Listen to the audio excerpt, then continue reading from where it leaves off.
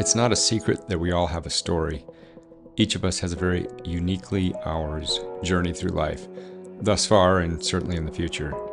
Yours might be primarily a sad story of despair and heartache, of obstacles and struggle, of complications and continual letdown, or perhaps your story more directly aligns with the idea that you've been blessed, you've overcome the difficulties handed to you, that you've applied hard work and perseverance to get where you are. Maybe that you've been lucky, and it's been good.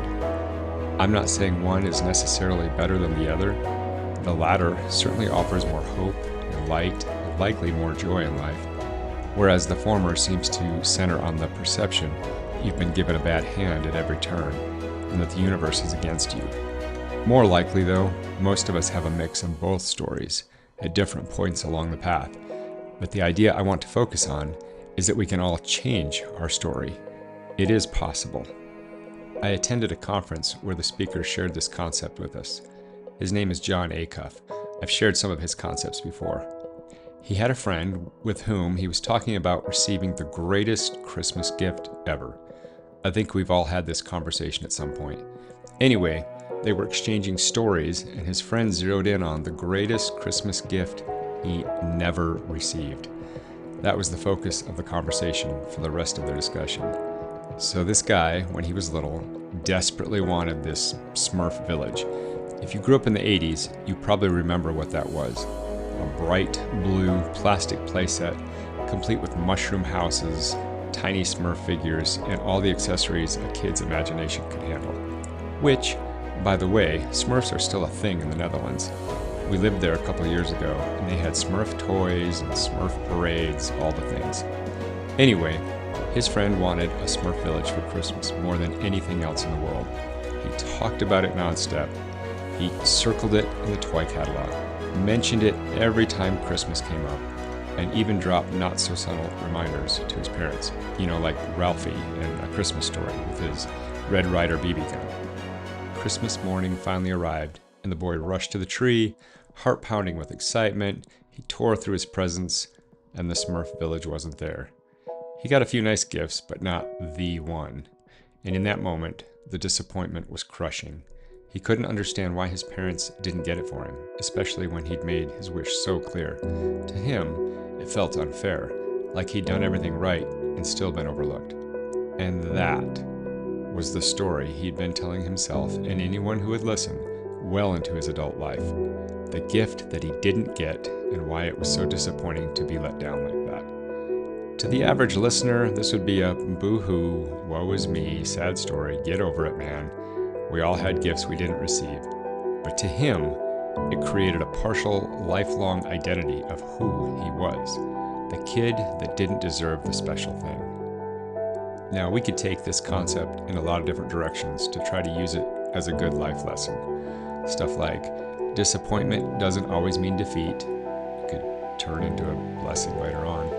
Or how we all have our own Smurf villages that we think we need to feel complete, though things almost never make us feel complete, etc. But the bigger takeaway from this scenario is what John did for his friend to enable him to change his story forever. So it's present day, I think, last Christmas, and John decides he's going to find, buy, and gift one of those 80s Smurf villages to his friend. Kind of silly, maybe a little childish, but he's going to get him this rare treasure. And he does. He finds it on eBay, like the entire village with all the pieces, parts. On Christmas morning, he presents the gift to his friend. Again, they're both full-grown adults. Thinking it would probably just prompt a good laugh, the reaction, which was much more than that. The man was speechless. Tears and some deeply hidden emotion finally burst through the cracks. He couldn't believe his eyes. He finally deserved to receive that special gift.